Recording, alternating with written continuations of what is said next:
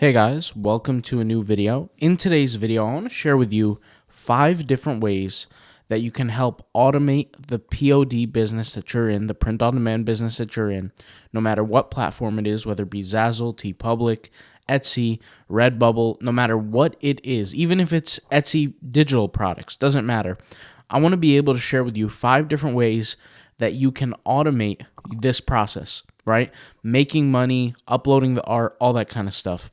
And these 5 different steps I've written them down.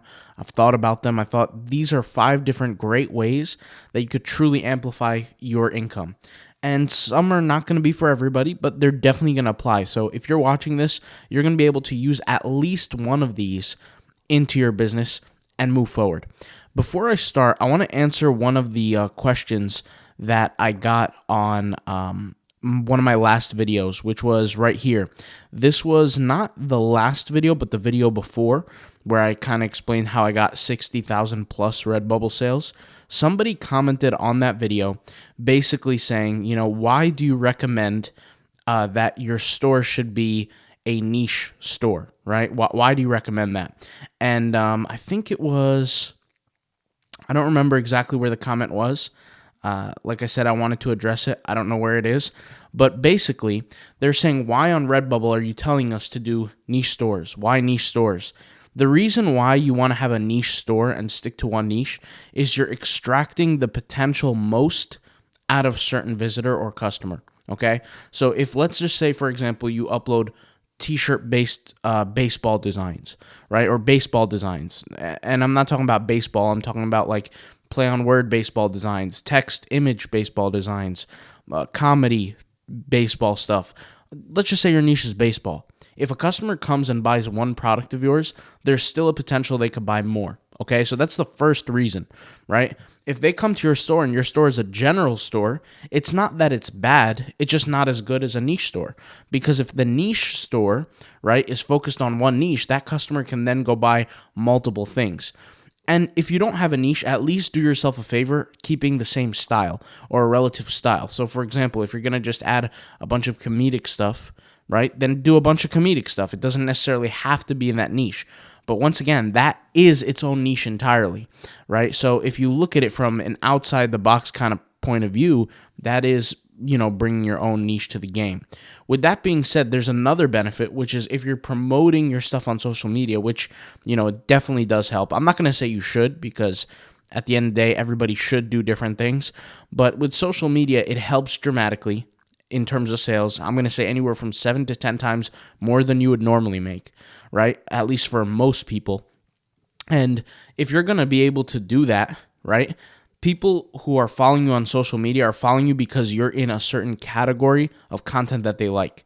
So for example, if you pick up a supplement company on YouTube, right, or not on YouTube, on Instagram, let's just use Redcon One. I used this example before, but Redcon One is a supplement company. People follow that supplement company because all of their content is supplement related, fitness related, health related, and they look for that Instagram account for that kind of content. If they just started posting stuff about the environment all of a sudden, everybody's either going to unfollow or just simply not care, and the algorithm's not going to push out that data of content, right? So they're not going to get the views, they're not going to get the impressions, etc. And in the same notion, it wouldn't make sense if you do the same thing for your Redbubble account or your Zazzle account or your Etsy account. Now, Etsy is a little bit different once again because it relies on heavy SEO, but really, when it comes down to it, is you're stopping the chance of making more money off of one customer, increasing the AOV, which is average order value, and increasing your success long term. So that's kind of why I recommend sticking to one niche. But now let's get to the meat and potatoes of this video. I actually wrote this stuff down. And the first thing you want to do to be able to automate print on demand, to get more money, to make the process easier for yourself, is getting a virtual assistant. Now, I posted a video on this, a 46-minute, you can call it a training video, but I posted a 46-minute video a month and a half ago, something like that. I'll leave a link in the description to it down below. It's labeled My Exact Process for Hiring Print-on-Demand Virtual Assistants. I'll just give you a quick, small summary, okay? In the video, I show where to get the virtual assistants, like what website. I show how I train them, what I expect of them, how long do they work, how many hours, how much they're getting paid, all that kind of stuff. And I got a comment on not my last I think it was my last video actually, where somebody was asking, well, how much do you expect them to make, or are you expecting them to make $500 profit a month or something like that? And it's not always like that. I remember one of my first virtual assistants for Society 6, she blew it out of the park. She did a phenomenal job. I think so we made something like close to, I can't remember the exact numbers, but something like $400 and then $700 the second month in profit. We're talking profit after expenses, after the software costs, after me paying her for her work, all that kind of stuff. So the cool thing about hiring virtual assistants, guys, is that imagine you take yourself and you multiply your own action. So, for example, if I'm going on redbubble.com and I'm uploading, let me go ahead and get this whiteboard here. I'm uploading, let's just say 500 designs a month, right? If I'm uploading 500 designs a month, and that's about little more than half of what's required, right? Because you got 30 a day. There could be 30 days in the month. That comes out to 900. But let's just say that we're doing 500 designs a month. Well, if I get profit off of those 500, right? I'm not really making money off those 500. What's happening is you have Redbubble, you have Zazzle, you have Society 6, and those 30 designs that's uploaded in that day, if your virtual assistant is trained for months on end, they could upload those 30 in a matter of less than an hour, right? And so if they're going to be working 4 to 5 hours a day, they still have other things they could do. They could upload for you on Society 6, they could upload for you on Zazzle, they could do design research, tag research. There's a lot of things they could do for you, right? But let's just assume that it's 500 a month, right? So 500 designs a month for each platform. Okay, well, that adds up. The next month, yes, they're doing another 500 or 400 or 600, whatever the number is, but now it's not 500 anymore. Now you're pulling from a pool of 1,000 resources, right? And this is on each platform. You take the platforms, you multiply that by 3 or 4, depending on what you have them working on.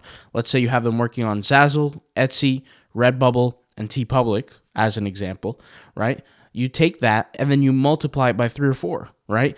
That's how many resources you're bringing. I don't look at it from a standpoint of, okay, how much designs did they do or how much research did they do? I look from it from a standpoint of, okay, how big is my catalog growing?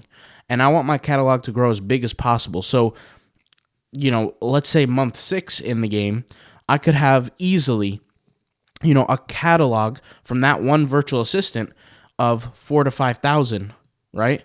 4,000 to 5,000 resources per site, okay, per site. And of course, virtual assistants, they do have, they're human beings. They have their experiences. They have things they want to do, they don't want to do. They have their issues. They have things like that. So, their holidays, their breaks, whatever they need, things get in the way. But let's just say if a virtual assistant's doing that for me and they never work for me again, so what? I have 4,000 to 5,000 resources that I once paid for that are now making me money consistently online. Do you get what I'm saying? So that's the first step, is virtual assistants. And once again, if you want to learn the whole game on that, I'll leave the link in the description. It's a free video. You could just watch it. It's on my YouTube channel, and it's there. All right. So the next thing, let me go ahead and look at my notebook here, is use automation tools. All right. So I've spoken about this before heavily, but automation tools, I use certain kinds of automation tools. I don't use uploaders. Okay, so I'll explain what I mean. So let's go ahead and pull up botsandapps.com here. Botsandapps.com is one example of automation tools that I use. Okay, I have another example. If you guys know Ryan, POD Tools, I use his tools as well. He's my buddy. He's my friend. I use his tools. Like, for example, the product description writer, I use that one. It just speeds things up, and I also give it to my virtual assistants to use. So put things into consideration. I have virtual assistants that do, and you guys don't have to have virtual assistants. I'm just giving you an example. I have virtual assistants that are responsible for garnering the art. They have to accumulate the art, and they send it off to the taggers. The taggers are the ones who know how to tag the designs properly. They've studied it. I put them through training. I put them through my courses, etc. Right? So they'll take designs. They'll know that it goes into TeePublic, for example, and they know how to tag it properly. Okay? They know how to tag things properly on Redbubble. So they'll use the Redbubble Rocket Tagger, which is this tool right here. Right? So I'll open it up. It's this tool, which is the same thing as this tool. Okay? And I'm paying for these tools for my virtual assistants, but nonetheless, for if you guys who don't have virtual assistants, you could do this yourself, right? It speeds up the process. It makes things easier. And more importantly, I'm using it from an algorithmic perspective. I'm not making up what I mean. So for example, if I need to create a Redbubble design, right, about a kawaii strawberry, I can indeed come up with some keywords, but I'm not going to be able to come up with enough to help me really get as much money out of the tags as possible, right? So what I'm going to do is I'm going to use the Redbubble Rocket Tagger. I'm going to find tags that I didn't think of. I'm going to add them. And now I have a collection of tags that I can reuse over again if I want to. And I can create variations of that image if I want to. Does that make sense? And especially when that design sells organically, right? Not from social media, but organically, then I can get sales on that. And I know that that formula works. So what do? I just multiply, just do more of what already works. So that's number 2. Okay. So using automation tools, and like I said, there's so many automation tools I've used. The Redbubble Favorite Automator, huge benefit. The Redbubble Rocket Tagger, TeePublic tool, the Zazzle tool, etc. All right. The unlimited tools, so many tools. All right. Number 3. Okay. Take your art and post it on multiple platforms. So we kind of spoke about this earlier in the video, and I know I definitely spoken about this yesterday with yesterday's video, but this is a perfect example. So you could see in the thumbnail, we have Society6, Etsy, Redbubble, TeePublic, and Zazzle. The first thumbnail right here, guys. All right. You can take your art and you can indeed post it on multiple platforms, and you can make money from them at different times of the year. So for example, I can post 10 photos today or 10 designs today. When I say photos, I really mean designs, right? So I can post 10 designs today on each platform, okay? On Redbubble, it might take me a month to get a sale. It might take me 3 months to get a sale on that specific design, whatever it is, out of the 10, okay? On Zazzle, it could take 2 weeks. On Etsy, it could take a month. It could take 2 weeks. It could take 3 weeks, whatever. On TeePublic, it may never get a sale. On Society6, it may get 2 sales. The point here is that I'm not waiting specifically for a certain date for one design to pop off. I have such a collection now where I take that image. I'm not working harder to create more images. I'm simply taking that image and I'm making it 3, 4, 5 times more profitable than it ever could be by posting it on multiple platforms where it's getting more reach. And that's kind of what I want you guys to think about, is really when I talk to you guys and I say, I think about it from a catalog perspective where I'm always looking at my catalog and I'm saying, okay, across all accounts, across all platforms, across all websites, how big is my catalog? Am I getting more reach? That's really what I want. Because you got to remember, every design that I create, it has its own SEO behind it. It has its own description. It has its own product title. And when I say description, take that with a grain of salt, because I am adding product descriptions on my website. I'm not adding product descriptions on Redbubble. So take that with a grain of salt. But it has its own tags. It has its own data. It has its own information to where people from the internet who are searching for something can pull resources from it, can find it, and it can make me money over time, right? And so that's my goal. My goal is to grow my catalog. It's not necessarily to grow one design or have one design pop off. There's a lot of times where I have really, really good designs that just don't get enough attention, but then I have mediocre designs or okay designs that get more sales than the really good ones. It's because there's so many parts to the game and there's so many ways to make money. And the reality is that when you have like things like an Etsy, right, or a Redbubble, right, or a Society6 or whatever, and so on. I could list 100 more, but let's just say we're doing that, right? One is going to be more profitable for something than the other. And when one thing works, others don't. So my goal is just to keep adding to the game, all right? Let's go ahead and continue. All right, number 4. This is a really good one for beginners, by the way. Delegate days for ideas and creation. I'll explain. So if you're gonna be in print on demand, a lot of people, and I tend to get this complaint, but a lot of people say, I don't have ideas. I don't know what to do. I don't know what to create. I don't know what keywords to use. I don't know what things to do. Like things like that, right? And I'm a big believer in something called the flow state. Now, I'm not going to get all hippie tree hugger on you because that's not me. But basically what flow state is when I'm sitting down working, right? And I'm really dialed in, I'm really focused, an hour could go by and I don't even realize it. 2 hours can go by, 3, 4, 5 hours can go by, and it feels like 20 minutes. Okay, so that's kind of flow state. In order for me to get to that point, I have to be focused on pretty much one task. I can't have, I know some people can do this, but I need to be in a quiet environment. This is just me personally. No sounds, no nothing going on around me, no tasks I need to complete other than the one that I'm working on currently. It's just a habit of mine. I'm not saying that this is for everybody, but that's what it comes down to. So what you're going to do is to easier get into that state, you're going to delegate different days, right? So let's say you have 2 different groups of days. You have your let's say design days, okay? And then you have your upload days, okay? So the upload days are simple. You're going to take your designs and you're going to upload them, okay? So what really goes on in the upload days? You have titles, right? You have tags. If you have your own website, you have product descriptions, right? All these kind of things go into place, right? That's your upload days. Very simple. But the design days is where you accumulate, right? I'm going to put AUCC here, accumulate all the art. Now, that could vary, right? You can use an AI tool, like Leonardo, for example. You could use Midjourney. You could use the Unlimited tool, which, like I said in yesterday's video, is probably the fastest way to accumulate art. If you guys didn't see yesterday's video, I'll just go ahead and click on it here. Right here, this video here.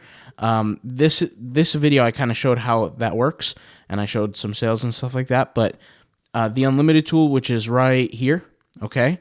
This tool, you can accumulate art very, very quickly. I can go over here and type in, I'll use this example, search for wolf, and I'll get literally thousands upon thousands upon thousands of images, high-quality images of wolves in different scenarios, different circumstances. All I have to do is click, and it will download, right? And so I have here, there are pages, right? So 7 pages with, you could see how many are on each page. I don't know. What is that, 100 images? I don't know, 700 images, whatever, right? And so there's so much there, okay? I don't have to search for it. It could be tiger, it could be lion, it could be just different examples. You could use your own creativity. But you want to accumulate your art. Another way to accumulate art is literally get down and dirty and start designing. You create designs. You guys have seen me create designs before.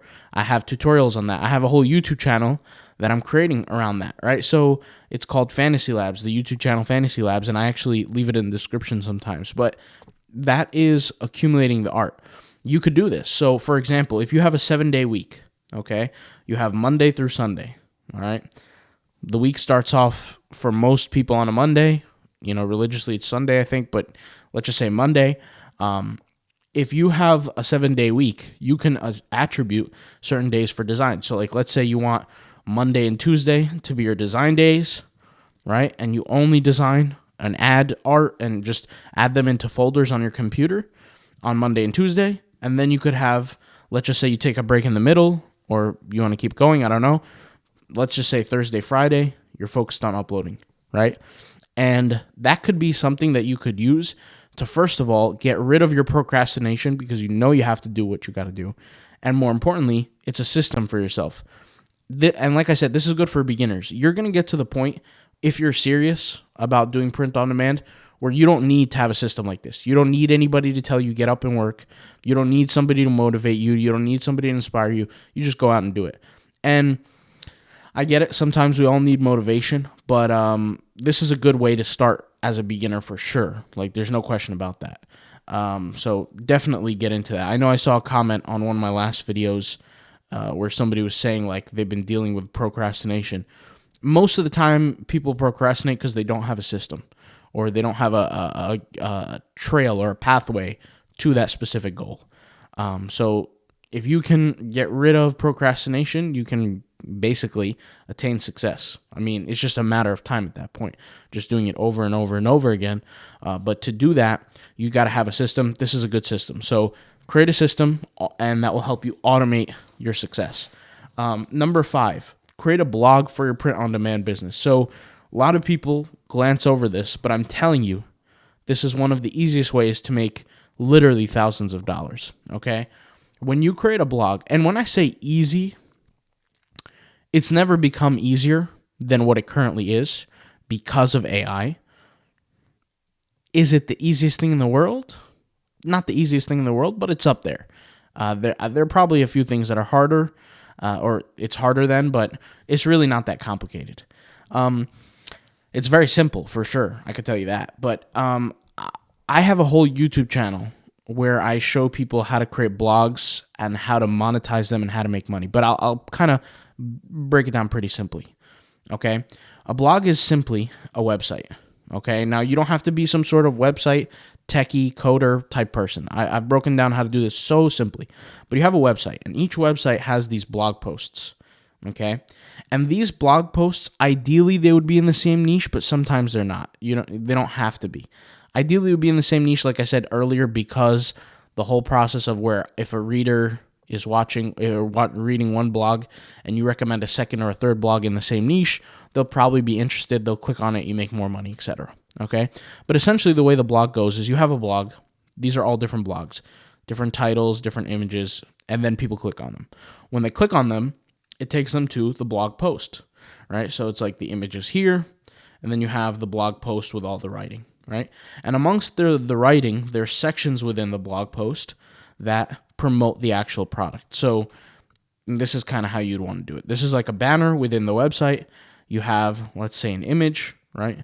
You have some text, maybe the price of the product, and you have a button, something like this. And this is not hard to do, okay? We use Rocket Web Builder, which is my website building software, okay? It's really, really good, very easy to use. I haven't had a single complaint ever using it, but you can see here there's so many templates, there's so many styles. You have these two templates here for the bloggers plan, and the bloggers plan is the cheapest plan on the website for $13 a month, or 15 depending on how you're going to pay, monthly or yearly. But anyways, right, you're going to create a blog, and what happens is when you create blog posts, Google starts to pick them up, and they start to rank them for the keywords that they have. So, for example, if I have a keyword that says the 5 best Christian t-shirts for men, okay? If I'm a print-on-demand, guess what? If I'm a print-on-demand artist, I'm going to recommend my 5 print-on-demand designs. Do you see what I'm saying?